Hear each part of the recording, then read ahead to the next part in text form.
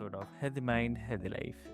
I'm your host Avik, and today we are stepping into a world where uh, healing has hoops and mirrors have, I'd say, mains. So our guest today is please welcome Kasia Bukowska. So welcome to the show, Kasia. Hello, thank you so much for having me. I am so excited to be here and to share some of the lessons that my horses have taught me and the lessons the horses have taught some other people as well. Amazing, amazing. So dear listeners, like before we delve deep into the discussion, I'll quickly love to introduce you with Kasia. So Kasia is an internationally recognized equine therapist, artist, and the mindset mentor whose work bridges the wisdom of horses with the depth of human emotion. So her journey is one of the profound transformation, I'd say, dear listeners. Like from being told that she'd never ride again due to the lupus to fully healing herself through emotional awareness, energy work, and the creative expression. So Kasia has been featured in the Sidelines magazine, Horse Illustrated, and even graced the cover of Barefoot Horse magazine. So, through her art coaching and the horses she partners with, she helps people release the emotional blocks, regulate their nervous system, and rediscover the peace within. So today we will explore like how horses act as living mirrors of our subconscious mind, revealing the emotions we often suppress and guiding us back to the authenticity, balance, and healing. So I'll not take much of your time, dear listeners. Let's get started. Welcome to the show again, Kasia. So maybe we'll start with just a couple words about how my horses brought me out of a wheelchair and got me on my feet and got me going again because the lessons that they taught me are the ones that I use in my coaching. And so when doctors first told me that I would never ride horses again, Mm, I fell into a really deep depression and I really did not want to live. However, I could not do anything about it because, mhm, I was basically a vegetable at that time and I needed full mm, time, round the clock care. And I thought, I don't want to be here. I don't want to be on this planet because I felt I was born to ride horses, to be with mhm, horses, to compete, to do all of those great things that I imagined in my head. And now, with all of that taken away from me, then I just saw no point. But the universe has some really deep lessons. And, laying there with all of these negative emotions, mm, with all of this emotional pain, mm, with you know, for most part, no one to talk to either because I felt like no one understood me. Everyone just around me, including doctors, nurses, mm, family, friends, would tell me that I'm making it up. I'm exaggerating. It's not that bad. And like I felt like I had no one. So the only person I had was myself. And being in my head, it was a very dark, ugly place. mm. Um, but that was the first time in my entire life that I felt those emotions to the max. And when I did, you know, that I had empty space in my brain to start to think again, and I had a light bulb moment. And I typed in how to train a horse from a wheelchair online on Google. Thank you, Google. And, I saw people doing amazing things. And specifically, this girl, Amberly Snyder, and her story really inspired me. And so I would read her story over and over. I would wake up in the morning, and first thing Mm, I would need to do is just read her story again, look at her picture, because she inspired me to go back to wanting to live. And once I got strong enough, through actually painting in bed, that's how I started painting, and I started being around horses, then I needed to learn a way to attract the horse to me and keep the horse around me. I had to be creative and interesting enough because otherwise the horse would leave. yeah. I could not hold the horse Mhm. and keep the horse with me like I used to be able to do because of my joints and my tendons and how weak I was. Okay. So I started doing a lot of observing and a Mhm. lot of experimenting. And I specifically remember there's one day when I was feeling Mm. a little stronger where Okay. I could pick up a whip. And now I would have done things a lot differently, but I thought with my Mm. old belief system that I feel strong today, so I need to pick up a whip and make my horse sweat. I need to pick up a whip and make my horse work because Mhm. if I do that, then that means I'm a good trainer. That's what I had been taught, that's what I saw, that's what I heard, and I thought Mhm. my horse needs to start working. Mm. And it was the most emotional, interesting thing because no matter what I did, even using both hands to like bang the whip on the ground to try to get him to move his Mhm. feet, he did not budge. He Okay. just stood there, feet planted, Mhm. looking at me. Oh. With his ears on me, like I don't even know if he was breathing. He just looked like a statue. He was just looking at me. And I was Mhm. doing all these things and it was crazy because it was probably Mm. months later that I Mm. started to realize the lesson, Mhm. and that was that he saw me, he Mhm. saw what I needed in that moment, Yeah. and that was not to go run around and sweat and prove my worth. It was to just connect. Mm. Very well said. I mean, it's really great learning, I would say. And uh, I mean, do you remember like any experience when you realized that the horse was showing you uh, something about yourself rather than simply responding to the cues? So this story that I mentioned, this is the Mhm. first one that was my really big realization. Okay. And then once I made those connections, once I saw how he was telling me a story and what I needed, and he was giving me the therapy that I refused Yeah. to accept, then I started looking for more connections in everything. In Okay. all of my work with horses, even just in how they interacted with me or how they turned away from me, Mm. I would start to look for some deeper meaning and parallel in my own life. Okay. Does this have a deeper meaning? Like when my horse was Mhm. standing there looking at me, because on the surface level, it just looked like he was being defiant. Yeah. And another story that's coming to mind is when I was riding my draft horse, my Shire horse, Mhm. Roxy. This is a special type of a dying breed of draft horses. Okay. And she's just so sassy and so amazing. So this morning I woke up, I just thought I'm gonna go and just hop on Roxy. I was just feeling a pull to Roxy. So I go out there, I don't know, it was early in the morning for me, Mhm. 6:30. Mm. She follows me out to the arena. I have nothing on her, no halter, no bridle, no saddle, no pad, nothing. Just like she's Mm. following me out there. I'm feeling like a little kid in a candy store. I am so happy. Yeah. And, she lines up. I hop on her. Everything's going great. Everything's going Yeah. great. We're walking around, practicing, stop, turning. Everything's going amazing. Again, I'm still a kid in the candy store. And I Mhm. ask her to pick up the trot to go a little faster. And she does. Um, it's kind of like almost, I'd say like a lazy trot, but I mean, we're just getting started. It's early in the Mm. morning. It's fine. And then I ask her to do like a big circle, like half the arena. I wanted to start getting her muscles loose, changing directions, circles, and starting to change speed. And as I asked her to do this really big circle, she Mm. does a 10-meter circle, which is number one, really difficult to do for a horse Mm. and keep their Mhm. balance. Number two, she's still not warmed up Mhm. and she's doing something that, takes some concentration and balance. And number three, it's like I have no reins and nothing Yeah.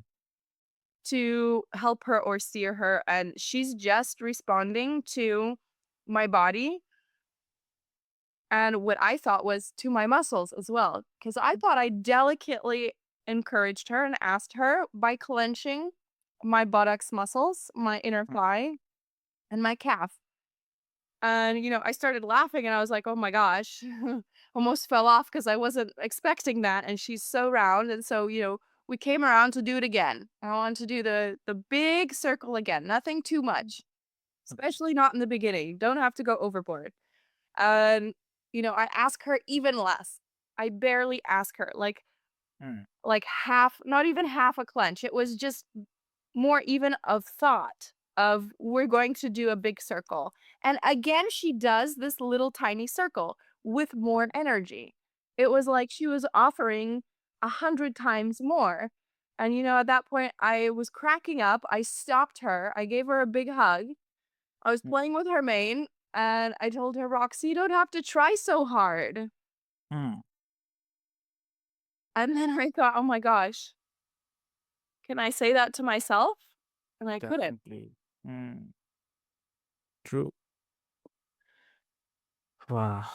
I mean, that's extraordinary. It's such a, I'd say so this, it's a reminder that the animals, especially horses, don't respond to our masks. They respond to our truths. They sense the emotional undercurrent before we even put it into the words. Definitely. Yes, exactly. Yeah. And like you often talk about the nervous system, like how horses help regulate and calm it. So from there, definitely love to ask like what it is about their presence, the rhythm, and or the energy uh, that creates this sense of peace and safety in humans. So, number one, I feel it's their Mhm, slower heart rate. Even though we don't hear it, even if we're standing like a meter away, mhm, our body can still feel it and feel that energy. And yeah, seeing also such a huge, majestic creature relax and melt into you, mhm, they must feel safe with you, or they must feel safe at least with a part of you that they see. okay. And it's like these horses are offering you evidence that you are worthy Mm, just as you are, because they see that part of you behind the masks, as you were just saying. mm. And like for the listeners, like who may not have the direct access to horses, so how can they begin to cultivate that same grounded presence and the emotional regulation in their daily lives? What do you say? Even if someone doesn't have a horse, if they're ever able to look or see a horse, maybe they're driving by some farm and they see some horses, and there's an opportunity to just park the car and just observe the horses, observe how they communicate with each other, and take a deep breath and meditate in a way to visualize the horses even coming closer Mhm, to them. I feel like that can really help even ground you. But let's say someone does not have mhm, access to horses. I am a big believer in all animals being a mirror of mm, not just horses, but all animals being a mirror of what we truly need and what we truly need to work on in ourselves. So if someone has an animal and, mm, sometimes people also have, I'm thinking of a couple friends where they have two animals, let's say two cats, and one is completely different than the other one. It's like they somehow got cats that were on opposite sides of the spectrum. One is mm, crazy and out there, and the other one is, calm and independent. And these cats and the way that they interact with you, I feel that mm, they're an extension of some part of you. And in what they do, as you observe them and you notice the emotions that come up in you, yeah. what's coming up. So when this calm, cool, collected cat is just by himself on the chair, looking confident, dozing off, doesn't need anyone's help, how does that make you feel? And let's say it might make you feel, "Oh, he's so cute, he looks so safe. I wish I could have that confidence about me. And oh, there it is. I wish. So now you're feeling some kind of lack, and this cat shows you Mm-hmm. what you're lacking. Now it gives you direction in which area to go and which area in self development might be a good for you specifically. And in this instance where you see this cat is confident, doesn't need anyone, and laying there perfectly on the chair, Mm-hmm. and maybe it brings you that peace. It brings you that peace because there's a part of you inside who knows you are confident, who knows you are worthy, who knows you don't need anyone tending to you 24/7, and that Yep. person is at peace. Exactly. Wow. And like your personal story is nothing sort of miraculous, I'd say. I mean, after a lupus diagnosis, um, you were told that you would never ride again. So, but yet here you are, teaching others to heal through the very creatures that once felt lost to you. So, what was the turning point in your healing journey? Like that moment when you decided to take your power back.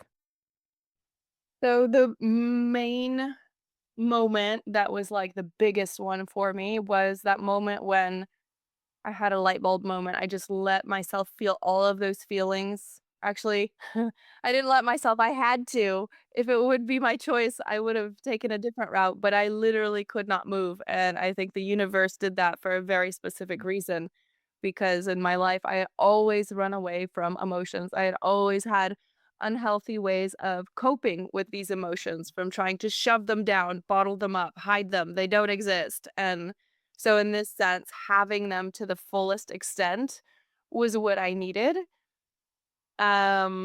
to shift my perspective, to be able to have space to think of other creative ideas, and to also show me that I wouldn't, you know, die from feeling that I survived all of these uncomfortable emotions that I had been running away from my entire life. And that was like the biggest shift in my perspective. It was 180.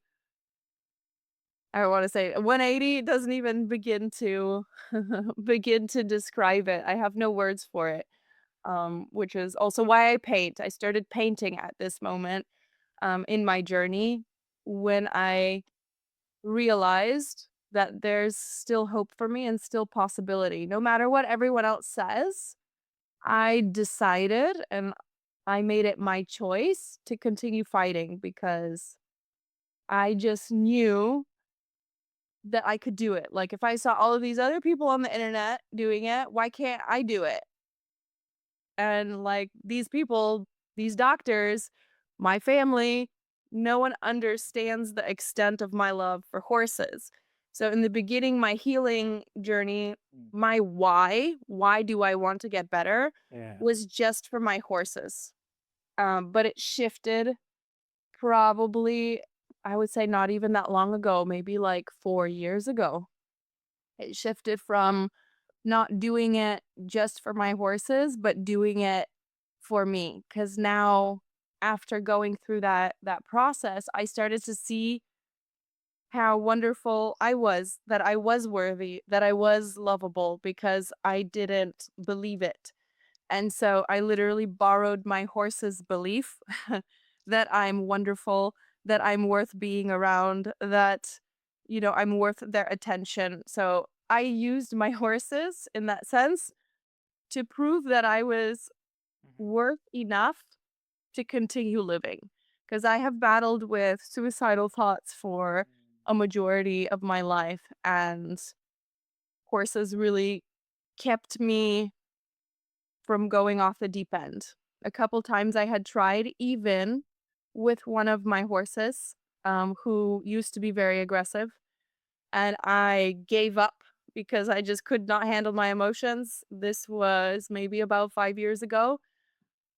And, things were going well with lupus, things were going well with my business, but there was something eating away at me inside. And I was just like, I can't do this. I give up. And so I basically offered myself to my aggressive horse. And I had a spiritual awakening under the moon. It was absolutely crazy. It sounds like witchcraft in a movie or something. I could not believe what I experienced, and, you know, when I started, like, waking up and looking around me, I thought, like, "Maybe someone dosed me with, like, mushrooms or something because this is just crazy. This is Yeah. crazy," but in a nutshell, I was very emotional. I was hyperventilating. I had injured myself. And I went out to this aggressive horse, where actually all of the horses were there. And my intention was that he would attack me. Mm. And he was one of the most aggressive horses, I guess the most aggressive horse, not one of.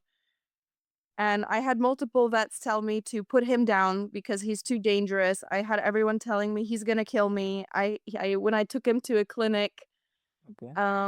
they told me that we need to use like a dart gun or whatever to Oh. euthanize him because he's so psycho. And like all of these people around me were saying this, and so I thought this would be easy. I'll just go out there, I'll lay down and let him do whatever he needs to do to end my pain. And Okay. he did end my pain, but in a completely different way than I had expected.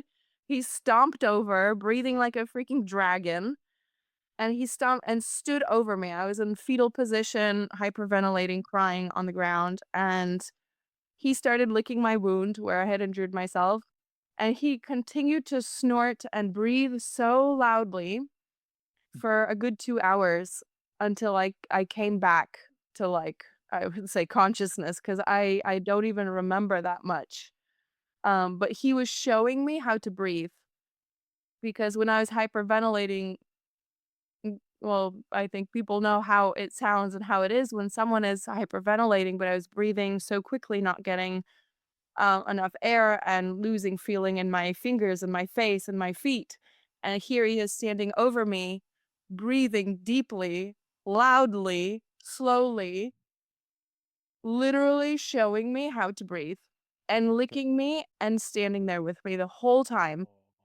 until I came back and I calmed down and I realized what he had done and the other horses standing in a half circle around us just Mhm. watching. I looked up at the moon and I thought, "I wanna live.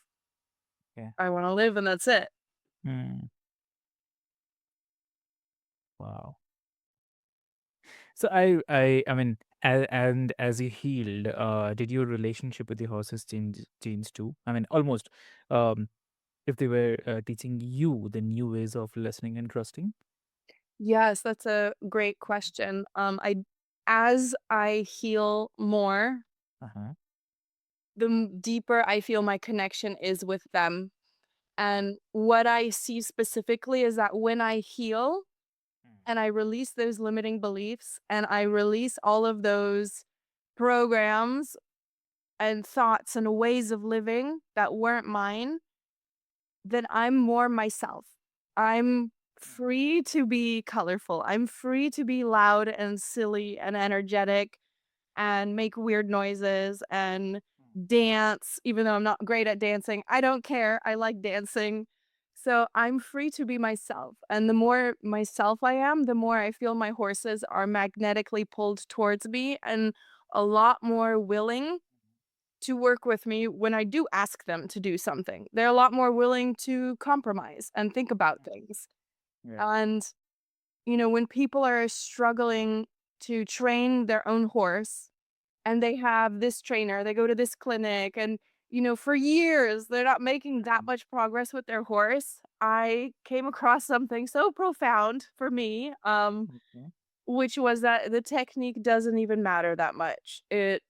Yes, it can help to be able to dip into different methods and have all of those methods at your fingertips in your toolbox, but the energy that you bring and what's bubbling on the inside of you, whether those be, colorful, magical bubbles that children blow, like that's a Yeah. completely different energy than the bubbles from like a cauldron on the inside boiling lava. Like that's different and the horses can feel that. They are so sensitive and on an energetic level that a lot of people don't realize. And when we can shift that energy before working with the horse, even just a little bit, then that helps tremendously. But what Mm, holds people back from what I've seen and some of the clinics that I've held, mm, that it doesn't work when someone is set on doing it a specific way. When they release that expectation and are willing to go with the flow and are willing to be a little bit more silly, a little bit more playful, because, I feel like in this day and age, we don't allow for that. It's just like work, work, work, go, go, go. How much can you do? And we lost touch with that playful side of ourselves. And when people are just focused and expect work, sweat, go, yeah. do something, I need to provide evidence that we accomplished something, then that kind of pressure creates an energetic wall between this Mm, person and the horse. And even if they go to another trainer because the horse is the problem, that's what they say. They go to another trainer and this trainer is working with this horse, it still takes time to prove to the horse yeah. that they are energetically safe and they can depend on this new energy. And so what happens with sometimes people, they take a horse to someone else to be trained. The horse is there for in training for 3 months. The horse is doing really, really great. And then this horse goes back to this person and everything unravels. Mm, Because in that 3 months at this trainer's place, depending on what kind of trainer this is, if they just pressure and force the horse to do something, or if they allow the horse's personality to blossom and show that the horse is safe, mm, then, the horse starts to expect this kind of behavior, this kind of energy. And so when they go back to the person and it's this expectation again, mm, it's this pressure to show, to perform, then that unravels. So I work with people whose focus is the connection. Maybe we get results too in the arena, but only when the foundation of trust is there and people's egos get in the way. And mm, I found it's the easiest to work with people who are in a lot of pain, because when someone's not in a lot of pain, they're comfortable. And so they're going to continue doing it their way and the way they see fit. yeah. However, if someone is really struggling, maybe with their horse, in their own life, in their relationships, this is perfect because with this person, we can skyrocket results and like at the snap of fingers. Like it's really quite instant. Mm, And in a nutshell, this one girl whose horse was walking all over her, trying to take off. She was nervous that she didn't want to let the horse go yeah. because the horse would never stop. It would just keep galloping, running, running, running, running, maybe injure itself, injure other people. Like, this was her fear of even allowing a horse that needs movement, a young horse that needs this movement. She was scared to let this horse go. And so she was containing this horse's energy around her, but the horse was starting to almost trample her, walk all over her. Mm, And, we only worked together for 2 days, mhm, but by the second day, I like to joke around now. We can joke about this now.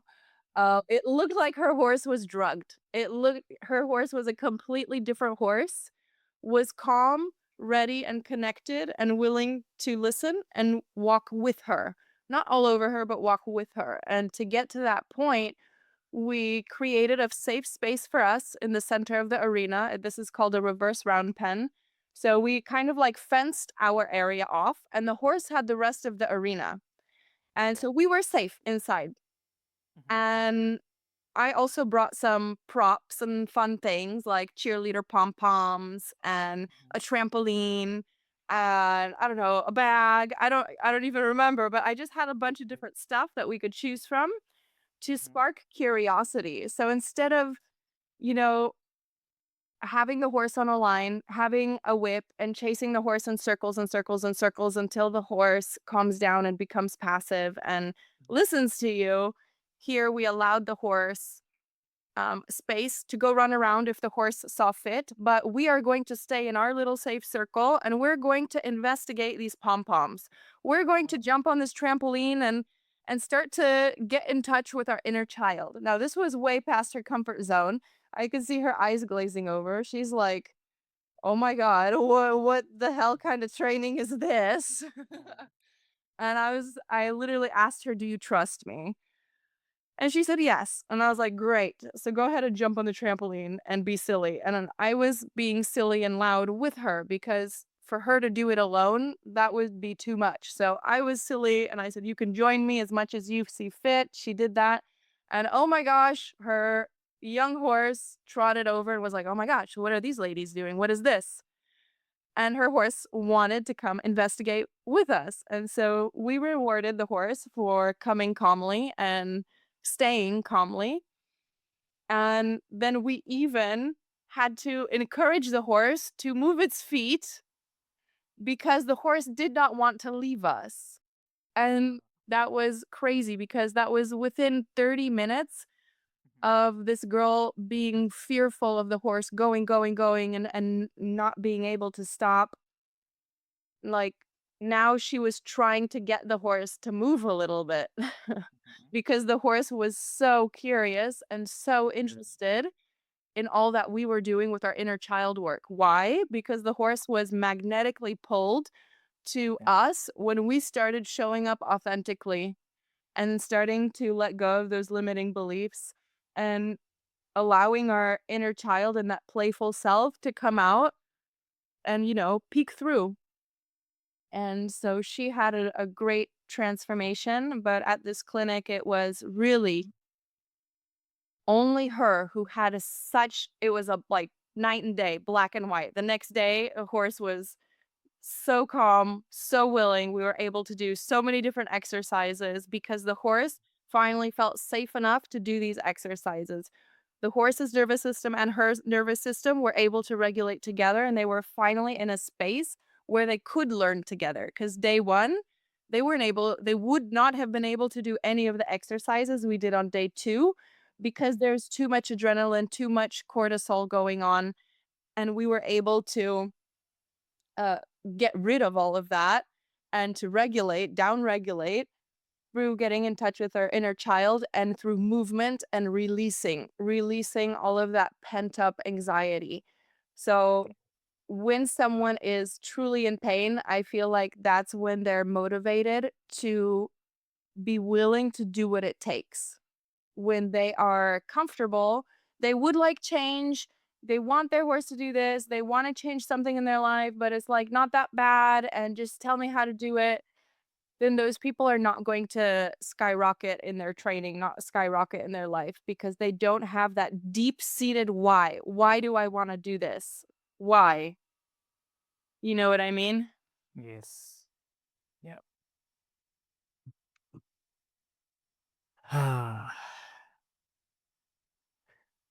I mean, that's really lovely, I'd say. I mean, I'm really loving that. And uh, it's really moving. And what I love is that your story is not just about overcoming the illness, but it's all about transforming the identity. You, um, you didn't just recover physically, but you redefined what healing and strength look like, right? So, and also, like for someone who is listening right now who feels emotionally stuck or disconnected, what will be the one gentle step they can take today toward greater self trust and the inner alignment? What do you say? First of all, I just want to acknowledge them and say that when you are feeling stuck, this is a really positive, wonderful thing. This feeling stuck, maybe this confusion of not knowing what to do, where to go, this is wonderful. And I think people get stuck on this idea of being stuck, that this is a bad thing. And I don't think it's a bad thing at all because when you're in this cloud of confusion, not being able to figure out what to do next, it's only a matter of moments of time before you gain that clarity. So my recommendation is to sit in that confusion. Don't try to push it away and find the answer, find the logical solution right now because there might not be a logical solution.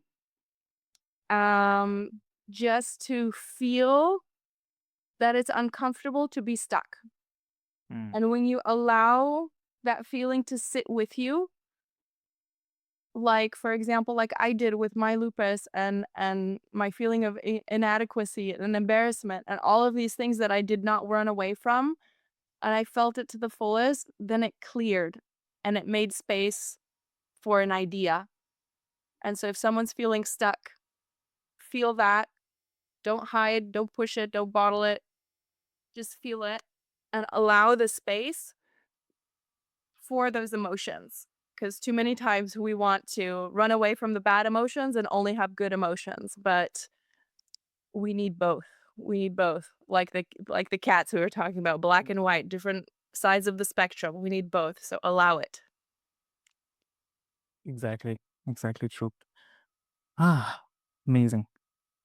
Kasia, this is such an incredible, soulful conversation. And through your work, we have also learned that the horses are not just the companions, but they are the teachers. They help us slow down, breathe deeper, and remember like who we were before the world told us to forget. Right. So to everyone who is listening, your emotions are not weaknesses, they are the signals. Your body is not broken, it's communicating. And sometimes healing begins by simply listening to yourself, to nature, and to the beginnings of that uh, mirror your soul. Right. So Kasia, like if someone wants to connect with you, what will be the great medium to connect? I'm all over social media on Instagram and TikTok, Facebook. My name on there is equestrian Kasia Bukowska. And I also have a website. I have actually two websites. I have one for specifically for my artwork, my spiritual artwork that comes from my work with my horses, and that is kasiabukowska.com. And my other one with horse connection and horse training and equine-assisted therapy, that would be hearthorseexperience.com. Hmm, lovely. So, dear listeners, I'll put all the links into the show notes for your easy reference. And with this hope, until next time, this is your host, Avik, and this is Healthy Mind, Healthy Life. Until next time, move gently, breathe deeply, and let the mirrors of life guide you home to peace. So, thank you so much.